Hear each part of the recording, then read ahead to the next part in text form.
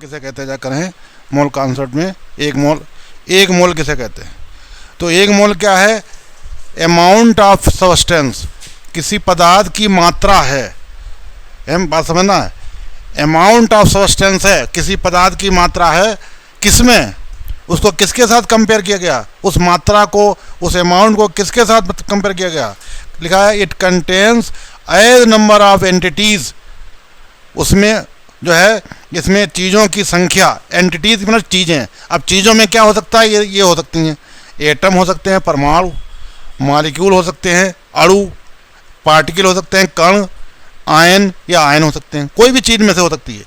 तो कहने वाला है कि एक मोल क्या है? वो मात्रा है पदार्थ की, वो मात्रा है जिसमें उतनी ही चीज़ें हों, उतने ही अमाउंट, उतनी ही एंटिटीज़ हों, उतनी चीज़ें हों जितनी किसमें मौजूद हों।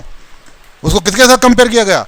Exactly in 12 gram of carbon 12 isotope, यानी जिसमें उतनी ही चीज़ें मौजूद हों जितनी कि कार्बन 12 समस्थानिक के 12 ग्राम में है। 12 ग्राम में, यानी कार्बन 12 के, मान लीजिए किसी सब्सटेंस का मान लीजिए 40 ग्राम है, अमाउंट है, मात्रा है। अब 40 ग्राम में उतनी ही चीज़ें हैं, उतनी ही एंटिटीज़ हैं। एंटिटीज़ मतलब चीज़ें। अब चीज़ों में वही आ जाएगा, कोई भी ले सकते हो आप, एटम, मॉलिक्यूल, कुछ भी हो सकता। मान लीजिए 40 ग्राम में उतनी ही चीज़ें मौजूद हैं जितनी कि 12 ग्राम कार्बन 12 में है। तो अगर किसी भी 12 ग्राम कार्बन 12 में जितनी चीज़ें मौजूद हैं, अगर किसी पदार्थ के 40 ग्राम में भी उतनी चीज़ें हैं, तो उसका, उस पदार्थ का 40 ग्राम क्या हो जाएगा? 1 मोल हो जाएगा। उस पदार्थ का 40 ग्राम ये 1 मोल हो जाएगा। तो मोल क्या है? पदार्थ की मात्रा है, अमाउंट ऑफ सब्सटेंस है। बस कौन सी मात्रा ये देखना है आपको, वो मात्रा जिसमें उतनी ही चीज़ें, उतनी ही एंटिटीज़ हों जितनी कि 12 ग्राम कार्बन 12 के 12 ग्राम में मौजूद है। यानी इसको मोल को किसके साथ कंपेयर किया गया? यहाँ स्टैंडर्ड क्या माना गया? एक पैमाना क्या लिया गया? पैमाना ये लिया गया 12 ग्राम कार्बन 12। किसी भी पदार्थ के जितनी मात्रा में एंटिटीज मौजूद, जितनी 12 ग्राम कार्बन 12 के 12 ग्राम में जितनी मात्रा होगी, एंटिटीज जितनी चीज़ें होंगी, पदार्थ की कोई भी मात्रा ले लो, वो मात्रा क्या कहलाएगी? 1 मोल कहलाई जाएगी। 1 मोल कहलाई जाएगी। बात समझ आ गई? 1 मोल कहलाई। तो 1 मोल क्या है? वो पदार्थ की मात्रा है, और उस मात्रा के अंदर उतनी ही चीज़ें मौजूद अगर हैं जितनी कार्बन 12 के 12 ग्राम में हैं, तो वो मात्रा कहलाएगी 1 मोल कहलाई जाकर, 1 मोल होगी जाकर है।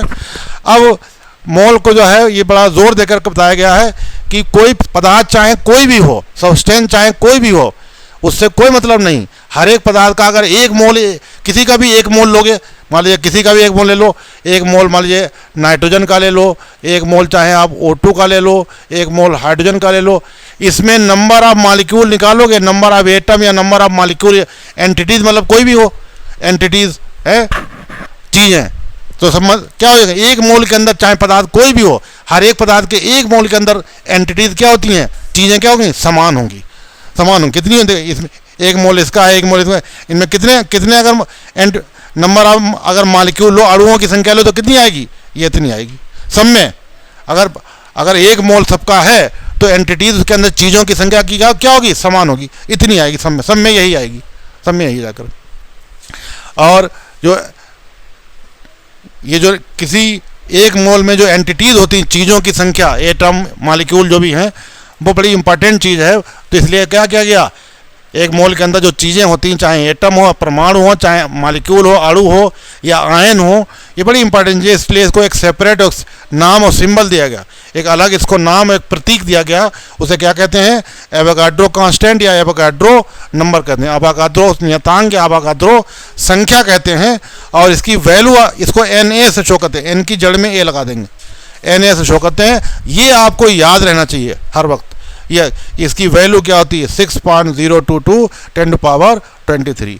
किसी भी पदार्थ का 1 मोल अगर है, कोई पदार्थ हो, उसका अगर 1 मोल है, तो उसके अंदर एंटिटीज जो हैं, चीज़ों की संख्या क्या होगी? इतनी होगी जाकर, इतनी होगी। कोई पदार्थ चाहे कोई भी हो, अगर 1 मोल है तो उसके अंदर इतनी चीज़ें होंगी जाकर, ये हो जाए जाकर।